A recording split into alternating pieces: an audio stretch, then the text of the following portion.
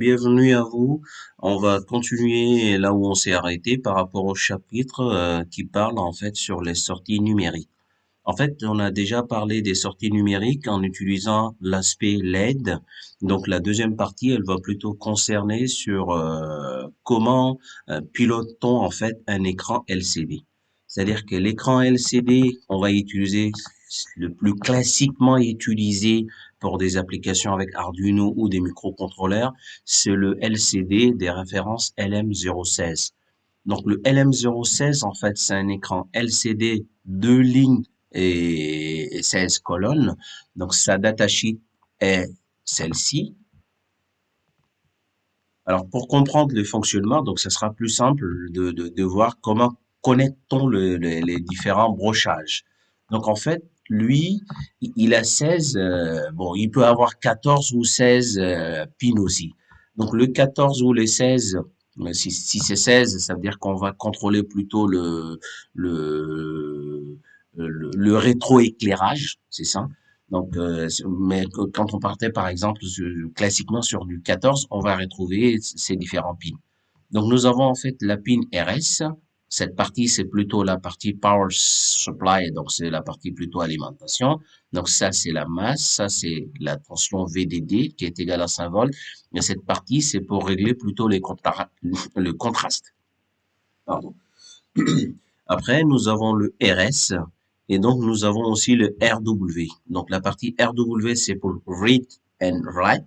Donc read, c'est pour lire et write, c'est pour plutôt écrire. Donc nous, classiquement, les gens utilisent plutôt la partie écrire. Et écrire, ça veut dire quoi? Ça veut dire que on écrit des informations depuis le microcontrôleur vers le LCD. Donc le MPU, c'est Microprocessor Unit, vers le LCD.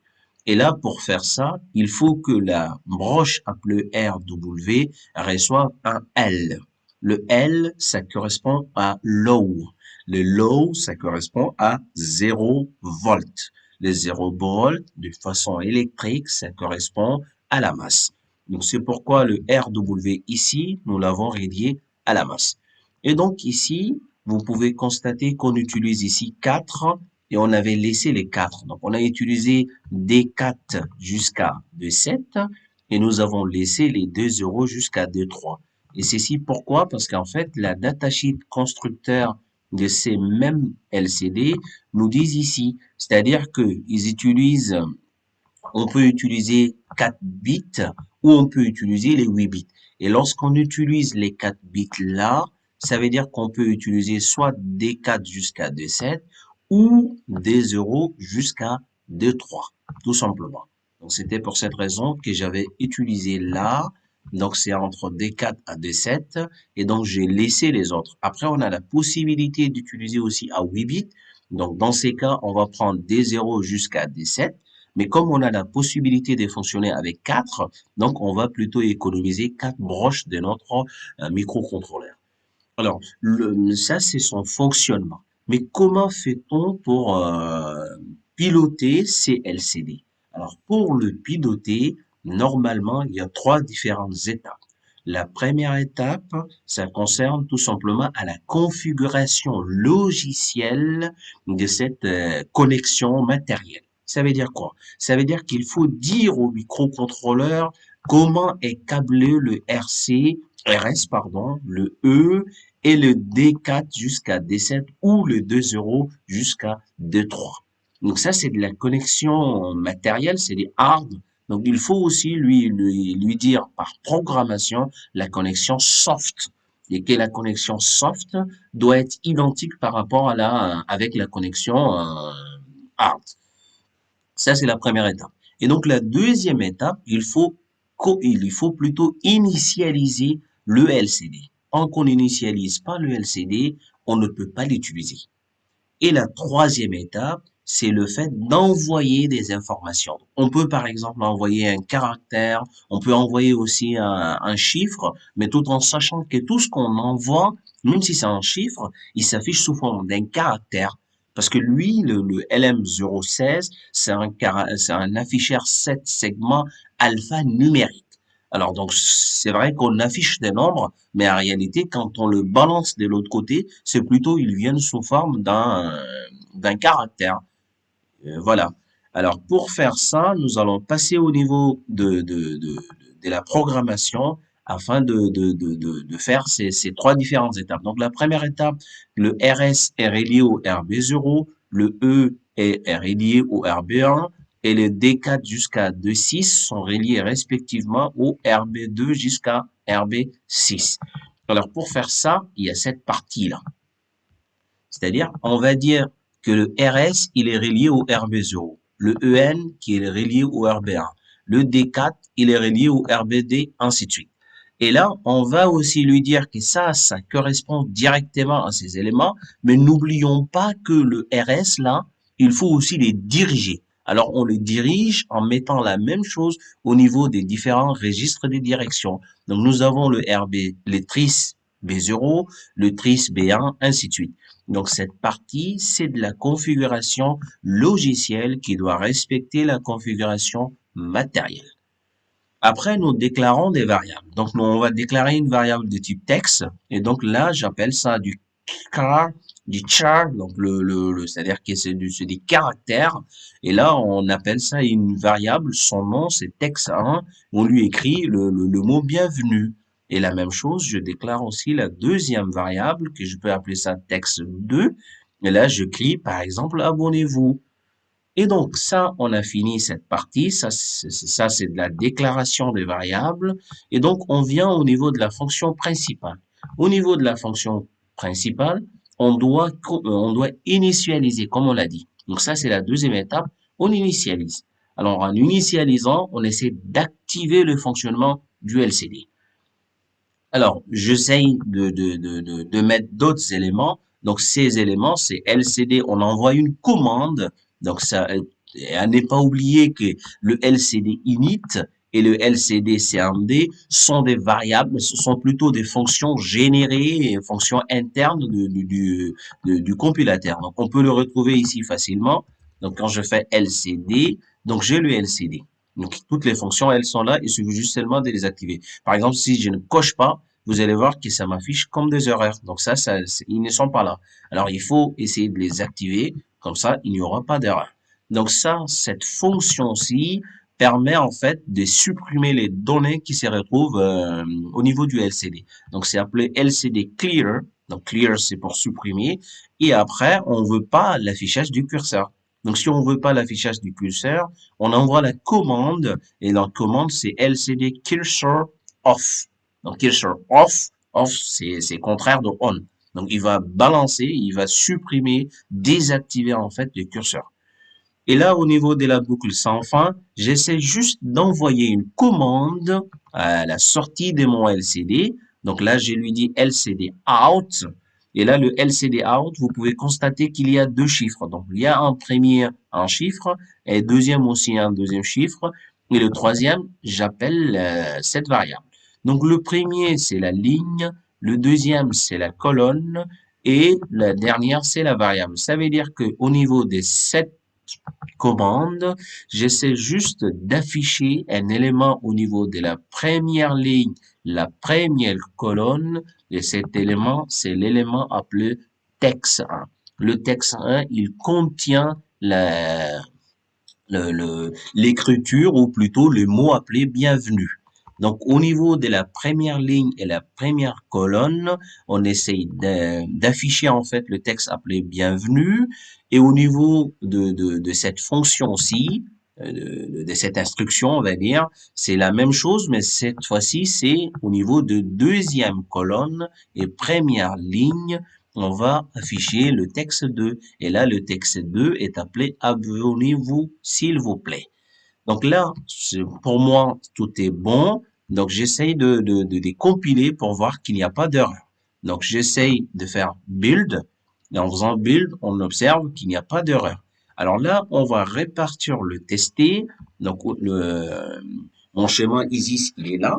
Alors, j'essaye d'appeler mon programme. Mon programme, donc c'est la même étape. Donc, on double-clique. On va essayer de chercher dans Programme File. Donc, dans Programme File, le fichier ici est appelé, il est appelé LCD, mais c'est LCDX. Donc, il se retrouve dans mon bureau, et ma chaîne YouTube, Digital Output, LCD, code et le dossier appelé micro C et le fichier c'est LCD.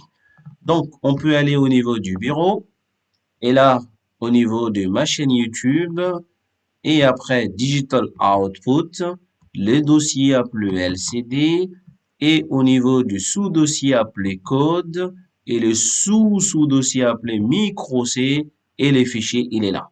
Donc, il a été compilé à 15h13. Donc, là, on est à 15h14. Donc, j'ai double-clic et là, maintenant, le programme y est déjà. Alors, si je lance mon, le fonctionnement en fait pour voir si ça marche ou ça ne marche pas. Normalement, il doit m'afficher au niveau de la première ligne le texte appelé bienvenue et au niveau de la deuxième ligne, il va m'afficher abonnez-vous. Alors, je peux le lancer pour vérifier le bon fonctionnement. Quand je lance, effectivement, il m'affiche bienvenue, abonnez-vous s'il vous plaît. Donc ça, c'est au niveau de la première ligne ici. Ça, c'est la première ligne. Et ça, c'est la deuxième ligne. La colonne, elle est là. Je peux, par exemple, faire déplacer celui-ci.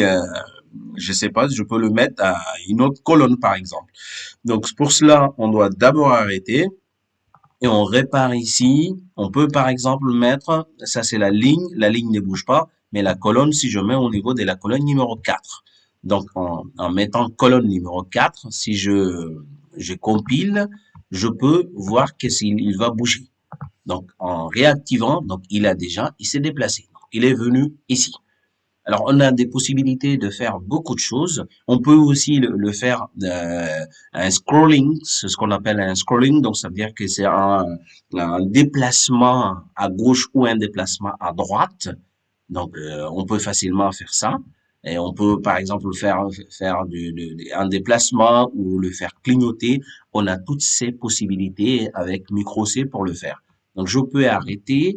Et la même chose, donc, je peux, par exemple, chercher la fonction qui va avec. Donc, je peux dire, ça, c'est LCD et CMD. Attention, c'est du majuscule ici. Donc, je peux mettre le majuscule. Et là, je peux mettre du LCD et je peux retrouver Move Shift Left, par exemple. Si je fais du Shift Left, je recompile. Là, il me dit Undeclared LCD. Oui, c'est ça. Le CMD, c'est majuscule ici. Donc, je recompile et quand je revois de l'autre côté, normalement, ça me fait du shift. Oui, donc il a fait du shift, mais des shift left. Donc, left, c'est faire la gauche. Il va vers la gauche. Je peux le faire aussi facilement vers la droite en changeant tout simplement, au lieu que ça soit du left, je vais mettre ça du right. Donc, quand je mets du right, je réfère encore. Et là, vous allez voir, il va se déplacer plutôt dans l'autre sens. Oui, donc il a changé d'essence. On a plusieurs possibilités de faire en fait, ou plutôt de piloter un LCD. Alors, un autre élément important, parce que là, le PIN que j'avais choisi, il y avait RB0, RB1, RB2. Alors, quand on voit, par exemple, au niveau des RA, donc il y a une petite différence parce que là, il faut les constater aussi, les remarquer. Donc, on a RA0, il y a AN0, AN1. Donc, si jamais, par exemple, une personne peut se dire, mais je peux changer ça, supposons que je change celui-ci, je peux le mettre là, RA0, et là, imaginons que je peux aussi changer ça. Donc, je peux mettre aussi RA1. Donc, naturellement, quand on essaye de les relancer, ça va pas marcher. Parce que le câblage matériel, il ne respecte pas le câblage logiciel. Alors, si on le change et on va les tester pour remarquer une chose. Donc, ça, c'était RA0 et ça, c'était RA1.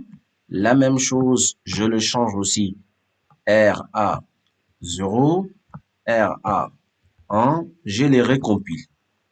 En principe, pour quelqu'un peut se dire facilement que ça devait marcher normalement.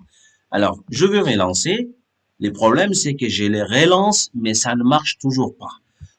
Où se trouve exactement le problème? Le problème, c'est par rapport à AN0, AN1. Faut pas oublier que le AN0 et le AN1, ils sont aussi connectés sur des entrées analogiques.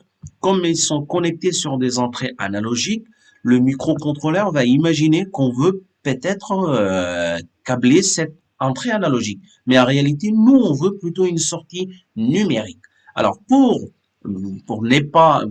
faire cette déconnexion, il faut impérativement rajouter en fait d'autres euh, plutôt on va dire il faut impérativement rajouter en fait d'autres configurations de autres registres. Alors là pour le comprendre, on va aller regarder la datasheet constructeur. Donc, au niveau de la datasheet constructeur, de la partie analog to digital converter, nous avons cette partie. Et cette partie, elle est importante, super importante lorsque vous voulez faire du sortie ou des entrées numériques.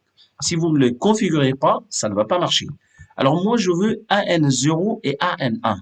Quand vous voyez, il y avait le A et le D. Les A, c'est pour analog input et les D, c'est pour Digital Input Output. Le I, c'est Input et O, c'est Output. Donc, si nous voulons configurer le AN0 et le AN1 comme entrée ou sortie numérique, il faut impérativement voir ça. C'est-à-dire, nous devons respecter cette partie-là. Alors, pour cette partie, il y a 4 différents bits, les 4 différents bits des registres. Et donc, là, notre registre, c'est appelé ATCON 1. Donc, il faut voir au niveau du registre ATCON 1, les différents bits, les 4 derniers bits, il faut impérativement les configurer comme cette partie-là. C'est-à-dire, il faut qu'il ait une valeur 0, 1, 1 ou 1 ou 0. Donc, il faut utiliser ça, cette partie. Donc ça, ou on peut prendre des façons éparpillées, ou on peut dire, on peut juste prendre ça. Donc on va prendre ça, je copie et je colle dans mon programme. Donc je peux le coller par exemple ici. Et là, cette fois-ci, il faut lui mettre une valeur. Donc la valeur que je dois mettre, elle se trouve là en fait. C'est-à-dire, regardez, si vous pouvez voir ATCON, ces valeurs ne m'intéressent pas. C'est-à-dire les 4, le 4 première là. Le MSB ne m'intéresse pas, mais plutôt c'est le LSB qui m'intéresse, les 4 derniers LSB qui m'intéressent. Alors pour cela, je dois mettre en fait des valeurs 0, 1, 1. Donc je peux, ça 0, 1, 1, ça peut être 6 ou 7. Donc je peux lui mettre une valeur 6 directement. Et là, j'ai recompile. Et là, normalement, cette fois-ci, ça devait marcher. Donc je dois arrêter le programme et je le relance. Et là, vous avez vu, ça marche. Donc, si vous mettez, par exemple, une valeur 7, ça devait aussi marcher. Donc, si je mettais, par exemple, 7 et je recompile, naturellement, ça devait marcher. Mais attention, si je mettais, par exemple, 8, imaginons qu'on va prendre 8. Donc, si nous prenons 8, 8, il est là. 8, il est là. Donc, quand je mets 8 ici, ça veut dire que ça ne devait pas marcher. Pourquoi? Parce qu'en fait, regardez le AN0, il y a un A. Donc, ça veut dire qu'il va le considérer comme une entrée analogique. Et là, ça marche pas. Et la même chose, pour ça aussi, il va les considérer comme entrée analogique. Et ça ne devait pas marcher. Donc, si je mettais par exemple 8, je relance, ça marche pas. Donc, c'est tout à fait normal. Donc, vraiment à faire attention par rapport à ça. Et il faut vraiment le configurer afin que les choses puissent très bien marcher. Merci à vous. Merci de vous abonner et ciao.